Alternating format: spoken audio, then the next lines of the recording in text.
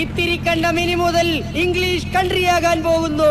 അടുത്ത സ്കൂൾ തുറപ്പ് മുതൽ പാപ്പിച്ചായൻ English medium school തുടങ്ങുന്നു. ഇതിനെ പിന്താങ്ങിക്കൊണ്ട് നമ്മുടെ പ്രിയപ്പെട്ട ലാലേട്ടൻ പറയുന്നത് കേൾക്കൂ. Therefore, if an effective war is to be produced, the dramatist must devise a new way. പാഠം ചൊല്ലി പഠിച്ചും തട്ടി പഠിച്ചും ആളൊരാളാകും കേട്ടോ ഞാനും ഒരാളാകും. അതെ, നമ്മൾ ആരെങ്കിലുമായി തീരാൻ ഇംഗ്ലീഷ് പഠിക്കണം. ഇംഗ്ലീഷ് പഠിച്ചാലേ നമ്മൾ ഇന്ത്യയെ അറിയൂ. നമ്മുടെ പ്രിയപ്പെട്ട മമ്മൂക്ക ഇന്ത്യയെ കുറിച്ച് ഇംഗ്ലീഷിൽ പറയുന്നത് കേൾക്കൂ. അതറിയണമെങ്കിൽ ആദ്യം ഇന്ത്യ എന്താണെന്ന് നീ അറിയണം. ഇന്ത്യ എന്ന മഹാരാജ്യത്തിന്റെ സോൾ, ആത്മാവ്. ഈ ആത്മാവ് തൊട്ടറിയാനുള്ള സെൻസ് ഉണ്ടാവണം, സെൻസിബിലിറ്റി ഉണ്ടാവണം, സെൻസിറ്റിവിറ്റി ഉണ്ടാവണം. ഇവരുടെ രണ്ടുപേരുടെയും അഭ്യർത്ഥനയെ മാനിച്ച് നമ്മുടെ ഗ്രാമത്തിന്റെ രോമാഞ്ചം, നമ്മുടെ എല്ലാമായ പാപ്പിച്ചായന്റെ ഒറ്റയ്ക്കുള്ള ആദ്യത്തെ സംരംഭം saint Pappy's English medium school. Saint പാപ്പീസാ? വെറും പാപ്പി എന്ന് പറഞ്ഞ മോശമല്ലേ? ഇപ്പൊ ഒരു അഡ്രസ് ഇല്ലാത്ത സ്ഥിതിക്ക് വെയിറ്റ് ആയിക്കോട്ടെ. അതെ, Malayalam speaking is injurious to health. നമ്മുടെ പാപ്പിച്ചായൻ ഒരു സ്കൂള് തുടങ്ങിയാൽ 100 സ്കൂള് തുടങ്ങിയ മാതിരി പാപ്പി വഴി തനി വഴി. പെരുവഴിയാ. പിന്നല്ലാതെ ഈ ഇംഗ്ലീഷ് മീഡിയം സ്കൂൾ തുടങ്ങാന്ന് പറഞ്ഞ വലിയ നൂലാമാല മത്തായിച്ച. ചെല്ലുമ്പോഴേക്കും പെർമിഷൻ എടുത്ത് വെച്ചേക്കല്ലേ. ഇതൊന്നും നടക്കാൻ പോകുന്ന കാര്യമെന്ന് വെച്ചാൽ നടത്താം. നേരത്തെ അനുവാദമൊക്കെ വാങ്ങിയിട്ടുള്ളതാ. അതിന്റെ പേപ്പറും കാര്യങ്ങളൊക്കെ അവന്റെ പേരില്ല. അതാ അവന്റെ അഹങ്കാരം. വല്ലാത്ത ചെയ്തായി പോയി.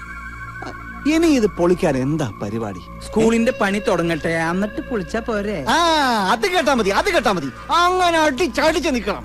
ഈ അപ്പനും മകനും കൂടെ അടി കൂടുന്നത് കാണാൻ ഇത്തിരി രസമൊക്കെ ഉണ്ടെങ്കിലും ഇങ്ങനെ പോയാ കളി കാര്യാവും. അതെ അതെ, ഏറ്റവും വലിയ പ്രശ്നം ആ മാർക്കറ്റിന്റെ കാര്യത്തിലാ. കൃഷിയെ മാത്രം ആശ്രയിച്ച് കഴിയുന്നവരാ ഇവിടുത്തെ 99% ആൾക്കാരും. അപ്പനും മോനും രണ്ടായതോടെ മാർക്കറ്റിന്റെ കാര്യം കഷ്ടത്തിലായി.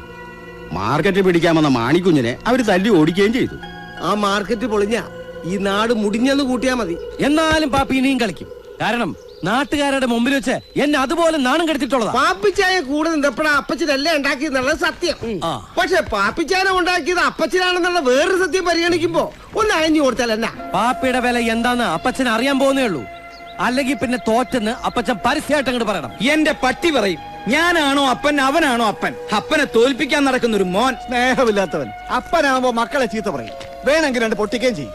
മത്തായിച്ചൻ അതെടുത്തറ ഞാനെങ്ങാനും ആയിരിക്കണമായിരുന്നു, അവനെ കൊന്ന് കളറി തള്ളിയനെ.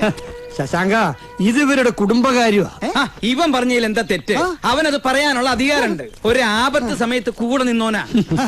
ശത്രുക്കളോട് പോലും ക്ഷമിക്കാനാണ് മത്തായിച്ച കർത്താവ് പറഞ്ഞിരിക്കുന്നത്. എന്നിട്ടാന്നോ സ്വന്തം മകനോട്? കർത്താവിനത് പറയാം. കാരണം കർത്താവ് പെണ്ണും കെട്ടിയിട്ടില്ല, അങ്ങേർക്ക് ഇതുപോലെ തല തെറിച്ച പിള്ളേരും ഇല്ല. കർത്താവ് ഒരു കുരിശല്ലേ ചുമന്നുള്ളൂ. ഞാനിവിടെ 2-3 കുരിശ് ചുമന്നോണ്ടിരിക്കുക.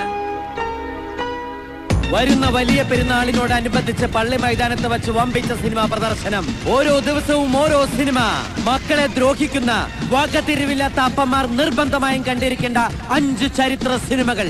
മക്കൾ മഹാത്മ്യം, അച്ഛനുറങ്ങാത്ത വീട്, വൃദ്ധന്മാരെ സൂക്ഷിക്കുക, മേരെ ബാപ്പ് പഹലെ ആപ്പ്, ഡാഡി കൂൾ അഥവാ തണുത്ത തദ്ദ. വേണ്ടായിരുന്നു മോളെ. ഈ ഗ്രാമം മുഴുവൻ അസൂയയുടെ കണ്ടിരുന്ന ഒരു അപ്പനും മോനും അത്. അവരുടെ സ്നേഹവും സന്തോഷവും നീ കാരണം ഇല്ലാണ്ടായത്. അമ്മച്ചി, ഞാൻ അന്നേരത്തെ ഒരു മാനസികാവസ്ഥയില് എന്തായാലും വേണ്ടായിരുന്നു. അവിടുത്തെ അമ്മച്ചിയുടെ മോടിയം ബ്രാക്ക് എന്റെ മോക്ക് കിട്ടല്ലേന്നാ ഇപ്പൊ എന്റെ പ്രാർത്ഥന.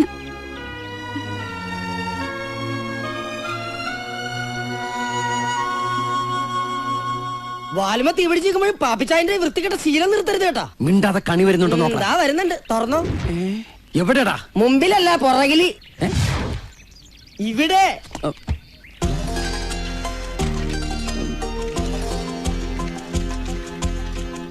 വന്നു കണിയൊക്കെ ഇപ്പൊ പുറകെ കൂടി ആയോടാ. ഒന്ന് ഡോക്ടറെ കാണിക്കുന്നത് നല്ലതാ. കണി കാണലൊരു രോഗമായിട്ട് വൈദ്യശാസ്ത്രം സ്ഥിരീകരിച്ചിട്ടില്ല മോളെ. അവരെന്താ പറഞ്ഞേ?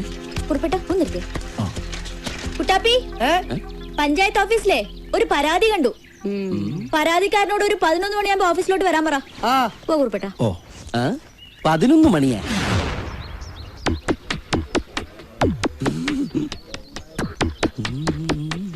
15 വർഷം മുൻപ് ഇപ്പൊ നിരപ്പേൽ ടെക്സ്റ്റൈൽസ് ഇരിക്കുന്ന സ്ഥലത്തിന്റെ പകുതി പഞ്ചായത്ത് വക പുറമ്പോക്കാണെന്നും ആ സ്ഥലം പഞ്ചായത്തിലേക്ക് കണ്ടുകെട്ടണം എന്നതുമാണ് പരാതി. ഈ പരാതി തന്ന തെണ്ടിക്ക് കുടുംബ പേരോ അപ്പന്റെ പേരോ അങ്ങനെ എന്തെങ്കിലും ഉണ്ടോ? ഇല്ല. ഈ പരാതിയുടെ അടിയിൽ ഒരു അഭ്യുദയകാംക്ഷി പാപ്പിന്ന് മാത്രമേ എഴുതിയിട്ടുള്ളൂ. എനിക്ക് തോന്നി പുറമ്പോക്കിനോട് ഇത്രയും താല്പര്യമുള്ളവൻ ഏതെങ്കിലും അഡ്രസ് ഇല്ലാത്തവനാകുമെന്ന്.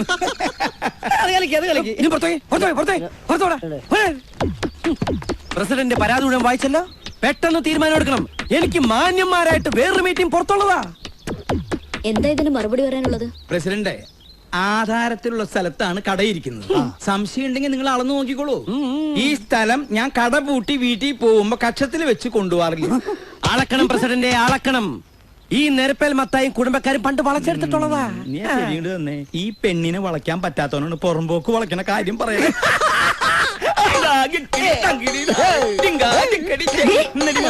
ഇത് തിരുവാതിര കളിക്കാനുള്ള സ്ഥലമല്ല, ഇതൊരു പഞ്ചായത്ത് ഓഫീസാ. കുറച്ചുകൂടി ഡീസന്റ് ആവണം. അതങ്ങനെയുള്ളവരോട് പറയൂ. പിന്നെ പ്രസിഡന്റ്, ഈ സ്ഥലത്തിന്റെ കാര്യം മാത്രമല്ല, എല്ലാം എന്റെ കാൽ കീഴിലാന്ന് ധരിക്കുന്ന, മീശയില്ലാണ്ട് മീശ പിരിച്ചുകൊണ്ടിരിക്കുന്ന നെരപ്പേൽ മത്തായി എന്തൊക്കെ വളച്ചെടുത്തിട്ടുണ്ട്, എന്തൊക്കെ എവിടെയൊക്കെ പൂഴ്ത്തി വെച്ചുണ്ടെന്നും ആരെയൊക്കെ എന്തൊക്കെ ചെയ്തിട്ടുണ്ടെന്നും പറയേണ്ട സ്ഥലത്ത് പറയേണ്ട സമയത്ത് പറയേണ്ടവരോട് ഞാൻ പറഞ്ഞോളാം. വിടില്ല ഞാൻ. തുടങ്ങിയിട്ടേ ഉള്ളൂ. ഇനി അടുത്ത എന്റെ പരാതി ഇൻകം ടാക്സിനോടാ. ഇപ്പൊ തന്നെ പോവാൻ ഞാൻ ഡൽഹിക്ക്. കുട്ടപ്പി, ജീപ്പ് എടുക്കടാ. ആ ജീപ്പ് കൊണ്ട് ഡൽഹിക്കോ? എന്തായാലും ഞങ്ങളൊന്ന് അന്വേഷിക്കട്ടെ. ഇൻകം ടാക്സുകാരുടെ കാര്യത്തിൽ പേടിക്കേണ്ട കാര്യമില്ല. അവർ ഇങ്ങോട്ട് വരുന്നതിന് മുമ്പ് നമുക്ക് അങ്ങോട്ട് ചെന്ന് സറണ്ടർ ചെയ്യാം. ഇൻകം ടാക്സുകാരെ അല്ല പേടി, അവന് എന്നെ കുറിച്ച് അറിയുന്ന വേറെ രഹസ്യങ്ങൾ വീട്ടിലെ മറിയോട് പറഞ്ഞ എന്റെ ഫാമിലി ലൈഫ്. എന്ത് രഹസ്യം അപ്പച്ച? പോടാ അപ്പച്ചൻ, അവന്റെ അമ്മയുടെ തേങ്ങ. ഈ സ്റ്റേ ഓർഡറിൽ പറയുന്നത് നിരപ്പേൽ മത്തായി നടത്തുന്ന എല്ലാ പ്രസ്ഥാനങ്ങളിലും പാപ്പിക്ക് തുല്യ അവകാശമുണ്ട്, അതിനുള്ള രേഖകളും കയ്യിലുണ്ടെന്ന. ഇങ്ങനെയുള്ള തർക്കം നിലവിലുള്ളതിനാൽ കോടതിയുടെ അനുവാദം ഉണ്ടാകുന്നവരെ മത്തായിച്ചന്റെ എല്ലാവിധ പണമിടപാടുകളും മരവിപ്പിച്ചിരിക്കുക. ഞങ്ങളുടെ ഭാഷയിൽ ഫ്രീസ് ചെയ്തു എന്നൊക്കെ പറയും. ചുരുക്കി പറഞ്ഞാൽ ഇനി കോടതിന്ന് ഒരു അറിയിപ്പ് ഉണ്ടാകുന്നത് വരെ ബാങ്കിൽ നിന്ന് നയാ പൈസ എടുക്കാൻ പറ്റില്ല. അതല്ലേ വക്കീലേ? അതെ. എന്നാ പിന്നെ സാറിന് ഞാൻ ഓഫീസിൽ വന്ന് കണ്ടോളാം. ആയിക്കോട്ടെ.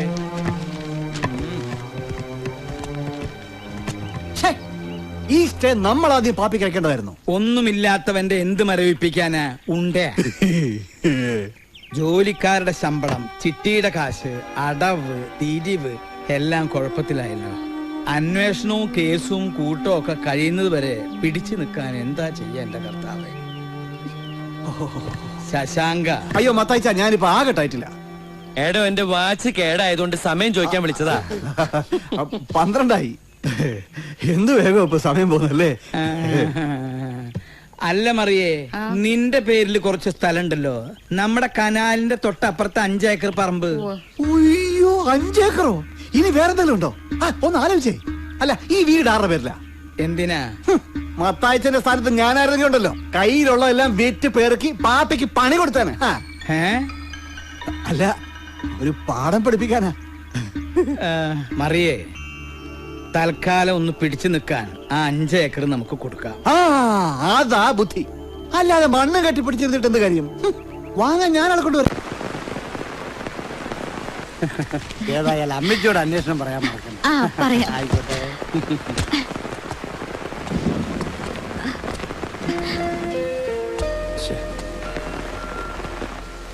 പെട്ടെന്നൊരു മഴ പെയ്തപ്പോ കേറി നിന്നതാണോ കുമ്പസരിക്കാൻ വന്നതാണോ? അല്ല, പതിവില്ലാത്തവരൊക്കെ പള്ളി കണ്ടപ്പോ ചോദിച്ചതാ. വാ, ഞാൻ ജീപ്പ് വരെ കൊണ്ടാക്കി തരാം.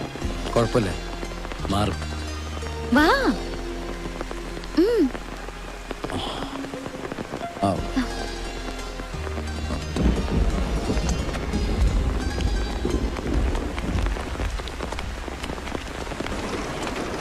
കാര്യങ്ങൾ ഇങ്ങനെ ആയതില് എനിക്ക് നല്ല വിഷമമുണ്ട്. എന്തിനാ എന്റെ കല്യാണം മുടക്കിയത്? അതുകൊണ്ടല്ലേ ഈ പ്രശ്നങ്ങളെല്ലാം തുടങ്ങിയത്. ഞാൻ ആരുടെയും കല്യാണം മുടക്കിയിട്ടില്ല. പിന്നെ വീട്ടിലൊന്ന് ബഹളം ഉണ്ടാക്കിയെന്ന് കേട്ടപ്പോ ഞാനും എന്തൊക്കെയോ പറഞ്ഞു. പരിസരം നോക്കിയില്ലേ. അപ്പോ പിന്നെ ആരാ വീട്ടിൽ പോയി തല്ലുണ്ടാക്കിയത്? അവനായിരിക്കും, ശശാങ്കൻ. ഞാനും അപ്പച്ചനും തമ്മിൽ തെറ്റിയ നേട്ടമുള്ളത് അവനല്ലേ. എന്നാ പിന്നെ അത് അപ്പച്ചനോട് പറയായിരുന്നില്ലേ? പ്രശ്നങ്ങൾ തീരില്ലേ? എന്തിന്? ഇത്രയും നാൾ ഒരുമിച്ച് കൂട്ടുകാരെ പോലെ നടന്നിട്ടും എന്നെ ഒട്ടും മനസ്സിലാക്കാൻ പറ്റിയില്ലെങ്കിൽ ആ ആളെ ഞാനും എന്ത് പറഞ്ഞ് മനസ്സിലാക്കാനാ?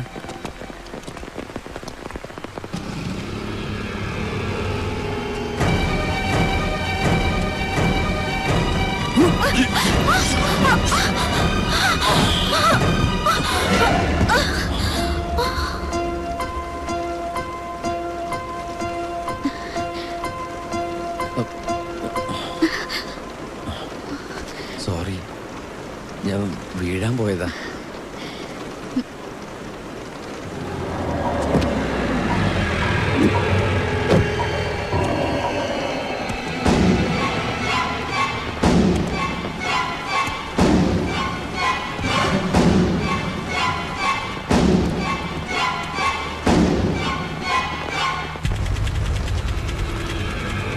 വേഗം വണ്ടി കയറാം, ഞാൻ വീട്ടിൽ കൊണ്ടേക്കാം. വേണ്ട, ഞാൻ നടന്നു പോയിക്കോളാം. കേറാൻ